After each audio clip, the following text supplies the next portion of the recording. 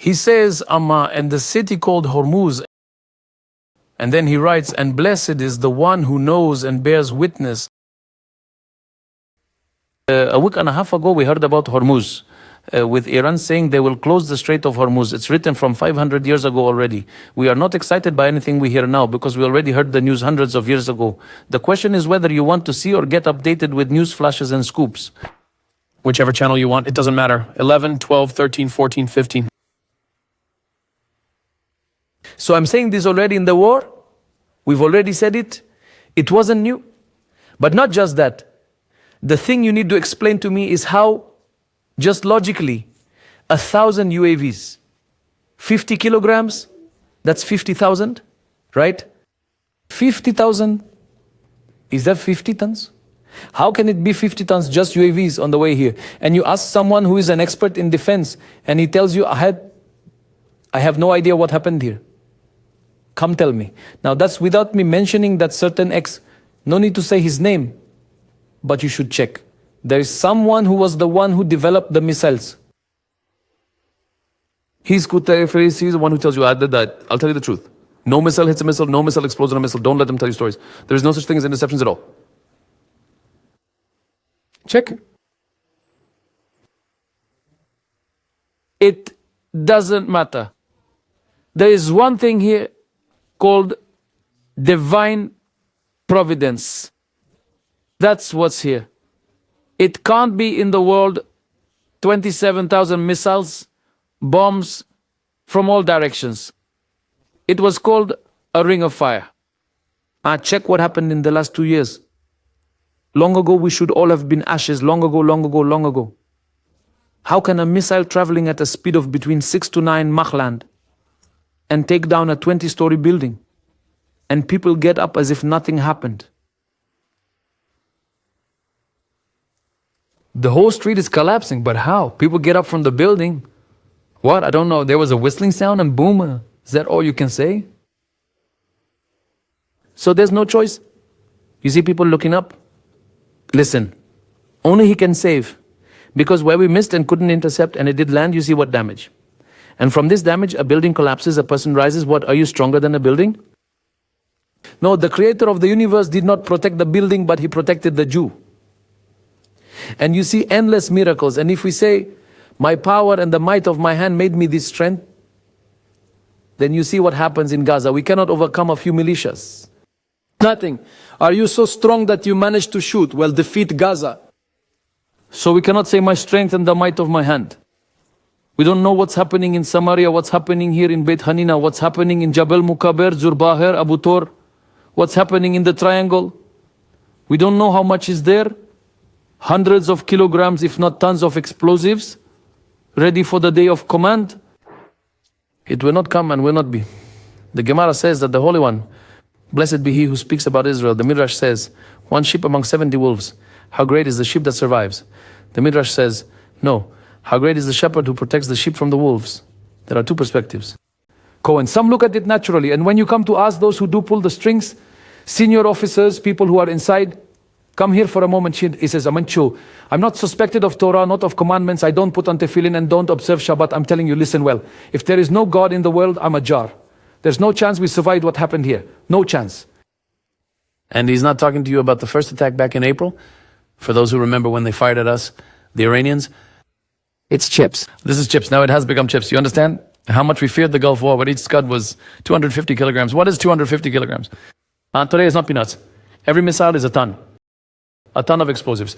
And the creator of the world shows us another missile, and another missile, and another, and another, and another. Only 5 falls, meaning only 5 tons of explosives. MDA, no calls for injured. What? Just explain to me what happened at Soroka even the day before. What's happening? And you see one, you don't need much with the missile. It was diverted by the creator of the world a few meters left or right. May God protect and save from this hospital creator. And you contractor, do you know what urban renewal is? Workers didn't come to dismantle the building, so God sent their cousins to dismantle it for them. Urban renewal, what a waste of time. There is no one inside. And if we start to tell of the miracles of God, we will never finish. The question is not to tell of his miracles because he knows. This people I have formed for myself, they shall declare my praise, says God. Declare from the word for story, declare from the words for shine, sapphire, and diamond. Illuminate the world when the world understands what the Holy One, blessed be He, is. And all of this is great preparation, because this is what the Holy One, blessed be He, says, make them a serpent. The intention is natural effort. But truly the snake does not kill and the snake does not give life. But the bite was under personal supervision and the hailing was under personal supervision. It all comes from the one who spoke and the world came into being. Therefore, just before the Holy One, blessed be He, concludes this chapter, He lets Moses, our teacher, strike, O king of Bashan, those giants, those people we did not believe we could defeat, even though we thought they had merit. The Zohar says, the sons of Ishmael are destined to rule the Holy Land because they have the merit of circumcision, which Ishmael did at the age of 13. But it is an empty circumcision. It's circumcision without the uncovering. Their hold will also be hollow. Their merit will end. The Holy One, blessed be He, gives the people of Israel dominance and then seizes the edges of the earth, at the corners of the earth, and the wicked will be shaken from it. And this is what happens slowly. There are those who try to hold on tightly in exile, in terms of exile, in the reality of war. They still try to provoke Zebul and so and such, still trying to fight. These are futile wars. The show is over. We are just a moment before the Holy One, blessed be He, gives the signal, and then we will hear the shofar of the Messiah, and the temple will descend, built from the heavens. And even then you will see people standing in denial, saying, listen, it can't be, surely it's a scene from a movie. Come, let's see what's happening here.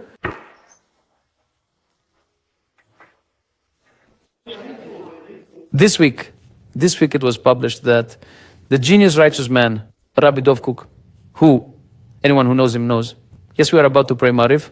How long? The Amida prayer? 3 minutes, 7 minutes, 10 minutes. He can pray for 6 hours, 9 hours. He is a Jew who is connected to the heavens. Recently he said, gentlemen, be prepared. It could happen any moment. Yes, he wrote. One of the great ones, thank God, as mentioned, and may God protect him and send him a complete recovery. But this is just a small example. It's not because he said it. We truly, as Maimonides writes, wait for the coming of the Messiah at any moment. And even though he may delay, we wait for him every day. Some people find it hard to believe in this for one of two reasons. One said to me, it's hard for me to accept this because it doesn't seem to me that this generation can accept the Messiah. My grandfather is more righteous and they didn't accept him. Well, it just shows that he hasn't studied the sources in the Jewish people. And we'll see that 80 years ago we couldn't receive the Messiah. The generation in which the son of David comes. There is a list of what happens in that generation. A son resents his father, a daughter-in-law resents her mother-in-law. There is no reproof. Look at them hesitating.